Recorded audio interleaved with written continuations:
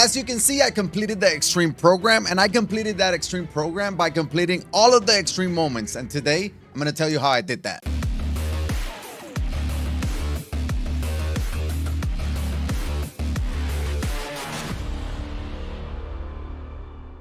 First off, I have to say that it's a very difficult task to complete, so know that it's gonna take you some time and there's some luck involved. But there are certain tricks and things to know that will make some of them a little bit easier. That's what I'm here for. Now I'm going moment by moment how I completed them, and then at the very end, I'm gonna tell you the order I did it and why I did it in that order. So stick around for that. So we're gonna start with the Byron Buxton hits for the cycle moment. This is one of the toughest ones, and it's probably not the only time that I'm gonna say this, but I'm gonna jump into the moment. I'm gonna tell you something that you have to keep in mind when you jumped into it. Now for this moment, what you need is to hit a double, a triple, and a home run. Not necessarily for a cycle. You can hit 2 doubles, 2 home runs, but you do need a double, a triple, a home run, and then the 4th hit could be basically anything. Now, the toughest one in this one, like any other moment, it's gonna be the triple. But I'm telling you one thing that you can try to see if you can get that triple a little bit quicker. As you can see, the count is 1-0. The defense is playing straight up. So I'm gonna go ahead and take until 2 strikes just to show you what the defense does after that.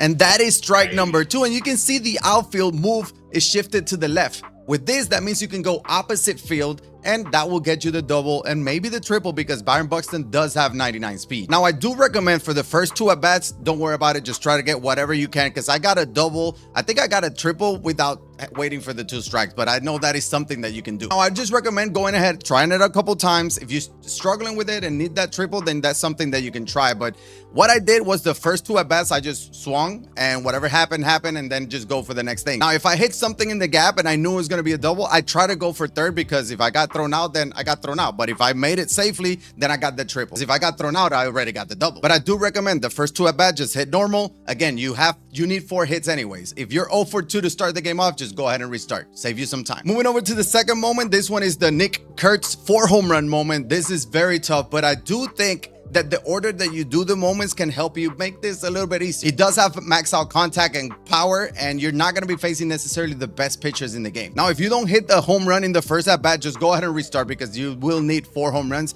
A lot of the times you will get 5 at bats, but going 4 for 4 with 4 home runs is going to be a little bit tougher. Now, keep in mind that you would like to pull the ball. That is going to be the more exit velocity, easier home runs. But in left field is a very short portion. You can go with it, and you're going to get some home runs like that as well. But later in the video, when I talk about the order I did the moments, this is the one that I benefited the most. And there's a reason behind it. So stick around for that. The next one is going to be Kershaw, home run and pitch 9 innings. So you need to pitch 9 innings, shutout innings, 7 strikeouts. The strikeout is going to be the easy part. And then you do need to hit a home run.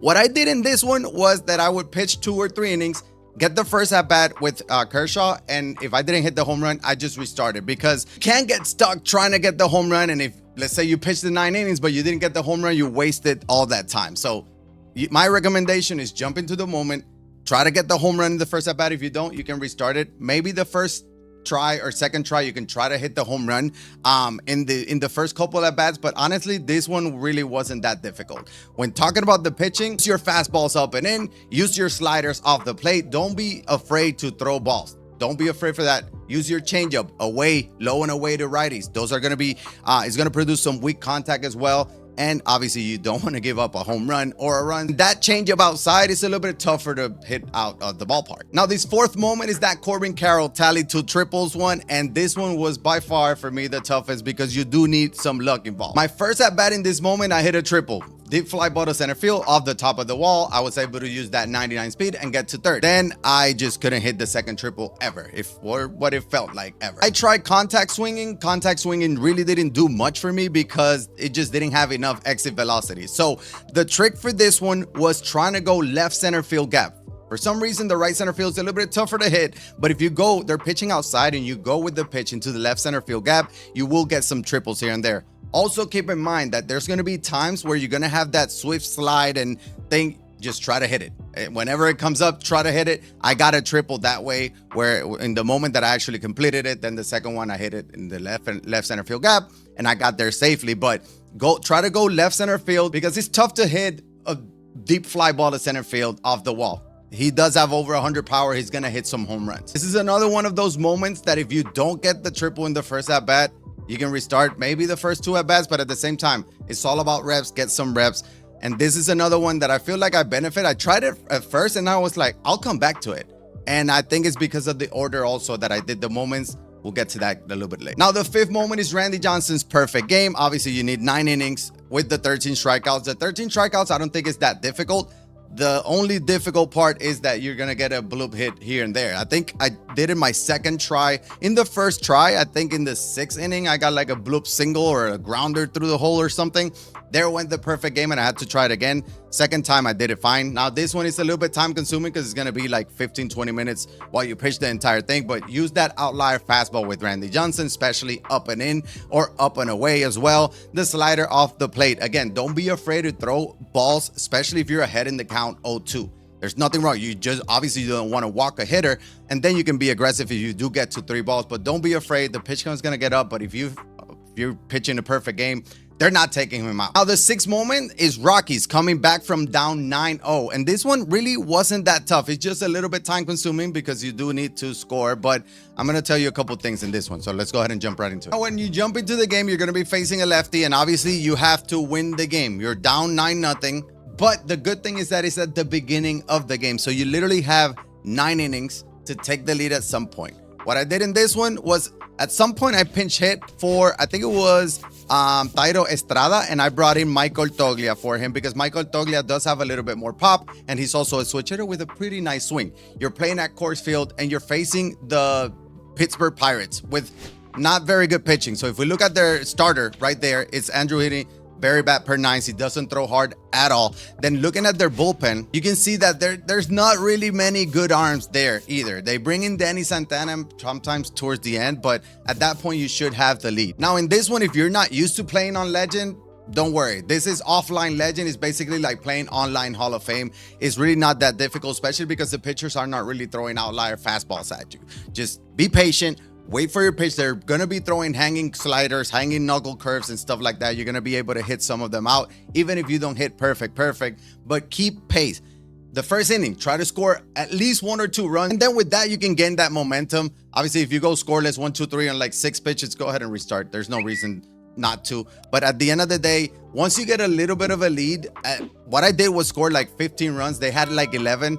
And at that point, I felt a little bit safer. Obviously, they're going to score 1 or 2 runs, but they shouldn't be scoring a ton. Make sure that to use your bullpen if needed as well. Keep your arm or the pitcher that you're using rested. If somebody gets in the yellow, just go ahead and switch and bring a fresh arm, like I said. Now, the 7th moment is the Diamondbacks score 7 in the 9th. And this one is a little bit tough because you only have 3 outs to play with. You're going to go into the moment. The first 2 hitters are going to be Eugenio Suarez and Lourdes Gurriel. And you have to get both of them on base, whether that is via the home run, single, double, whatever. If they don't reach base, just go ahead and restart because, again, you're going to have the bottom of the order after that, and you're probably going to get at least 1 out there. So you do want to come out aggressive. The 3rd hitter is Pavin Smith. He does have very good power against a righty, which you're going to be facing. So it should be a good matchup as well. The first 3 hitters are going to be key. Towards the end of the moment, they're going to bring in Raisel Iglesias, which it's a little bit tougher, but at the same time, he doesn't throw super hard. His fastball is about 90 miles an hour. So it's really not that difficult. You do need base runners at that point. By the time Raisel Iglesias came in my moment, I had the bases loaded. I did need it to restart it multiple times. Probably took me about 30 minutes to complete, but it's very doable. And it also gives you reps for the previous moments. So if you did the Rockies moments first, you already got some Legend reps. Or if you did this one first, we'll talk about the order, and there's a reason behind it because these 2 are on Legend. Again, it's really not that difficult. The pitchers that you're going to be facing, it's not that hard. And you do have pretty good hitters here for the Diamondbacks as well. Now, the 8th moment was probably the easiest for me. Gwynn swiped 5 backs, and I'm going to tell you why. Let me jump into it. Now, for this moment, you do have to reach base 3 times, but it's really not that difficult. The first at bat, there's not going to be any runners on. And if we look at the Tony Gwynn card, he can bunt.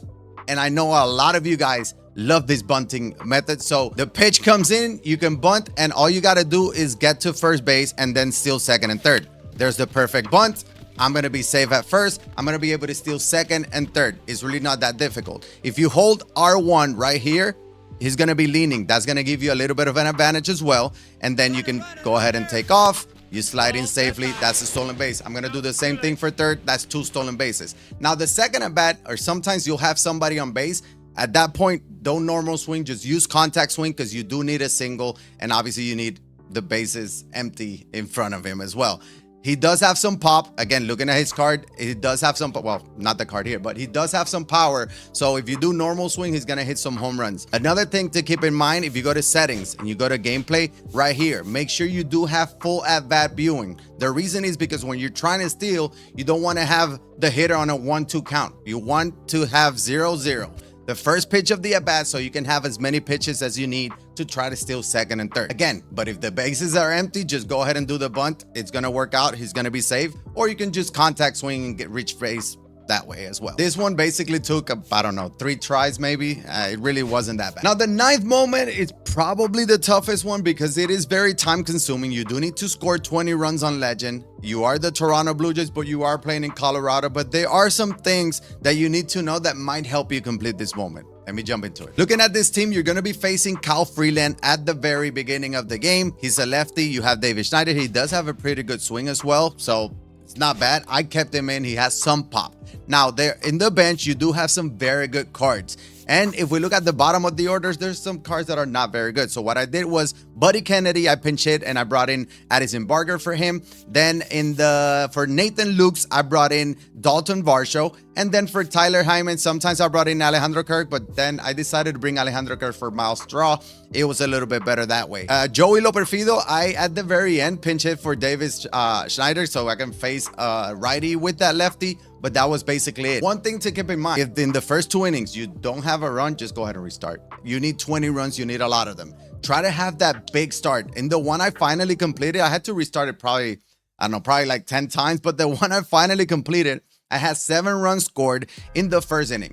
Then I didn't score for 2 innings in a row, but I already had 7. So I had that head start, and it became a little bit easier, but I finished with 19 runs probably 2 or 3 times. That was a waste of time, but I realized that I just wasn't getting off to that hot start. The bullpen for the Rockets is really not that good. So if we look at it, you're going to be facing this Jimmy Herget. He's a little bit sidearm thrower, not great. At the very end, you'll face Nick Anderson, at least in my case. He throws hard, but he's going to be throwing meatballs, fat pass balls down the middle as well. But you do have some very good cards in your lineup as well. If we look at the lineup, Ernie Clement was very good. Obviously, we know about Vladimir Guerrero. Bo Bichette, very good card. Ty France, he does have very good clutch, can come in handy at some point. Doesn't have a lot of power, but he does have a good swing, so you want to keep him there. And then Tyler Heineman is a switch hitting catcher. He's a switch hitter, decent contact considering. So that's the reason why I ended up keeping him. Miles Straw just fast, but doesn't have much of anything there. But keep that in mind. Use your bench players at the very beginning of the game. You will have to go lefty-lefty against Kyle Freeland when you bring in Barger and who was the other one? And Dalton Varsho, but really it's not that difficult. He doesn't throw hard at all. But this one was tough as well. It requires a lot of patience and sometimes a lot of time. Just to complete it, it's going to be 30 minutes. You're going to need to hit all 9 innings. The good thing is that you won't be pitching, but you do need to hit all 9 innings and score those 20 runs. So patience is going to be the key. And last but not least is Miller is immaculate. And he threw an immaculate inning, basically throwing sliders only. And that's what you have to do. He only has a slider where you're going to have to pitch. You will hate Emmanuel Rivera. I'm sorry. I'm from Puerto Rico. El Pulpo, I love you. But in this moment, I was losing my mind. Took me like 25-30 minutes to complete it, but it was very annoying because once you have them in 2 strikes, they just foul things off or they put the ball in play, and that is it. Again, you don't need to get the 3 outs in 9 pitches. Throw some balls. Don't be afraid. They will chase, especially sliders outside. Don't be afraid to throw a slider up and in, low and in. Throw them off. And here comes the order that I'm going to tell you that I recommend you doing because it's going to help you for the others. So this is the first one that I would recommend doing. Then the Tony Gwynn, just get that out of the way because it's really simple. Go ahead and do the Randy Johnson easy stuff, pitching, and same thing with Kershaw. Again, keep in mind with Kershaw, you go hit, try to get the home run the first at bat, if not second if you want to extend it. But you don't want to pitch 9 innings and then not get the home run and have to redo it again. And then it gets tricky. But this is where what you want to do, or what I would recommend doing. I would recommend starting with the Diamondbacks comeback. It's 7 runs. It is on Legend. That starts getting you some reps. You get some reps. You can go in and out. You can restart as many times as you want. And obviously, you're not trying to score 20 runs where you're like, okay, I'm 7 innings in and I have 12 runs. I might not do it. Just do it with this one. It's a little bit shorter. Then you can do the comeback for the Rockies where you have to win the game. So it's a little bit lengthier. And then you do the 20 spot. Now, I recommend doing the ones that are difficulty on legend, because once you go to do the hitting ones on Buxton, the Nick Kurtz one, and obviously the Corbin Carroll one is going to be a little bit easier because you've already seen a lot of legend pitches, and then you drop down to Hall of Fame. Yes, the moments itself are a little bit more difficult, but you're going to be used to legend pitching, and it's going to make it a little bit easier for you. But let me know down in the comment section below, where are you in the program? Again, some of these tips are going to be helpful for the showdown as well. So, use that to your advantage. Look at the bench. Use some pinch hitters if you need to. Be smart, especially in the showdown. You gotta get those wins, especially early, All-Star, Hall of Fame. If you haven't seen that video, make sure to check us out, where I completed the showdown. Basically, first try. The first one really didn't count. But anyways, good luck. I hope you guys get Ellie. Thank you so much for watching. This is YeYo. I'll check it on the next one, and I'm out.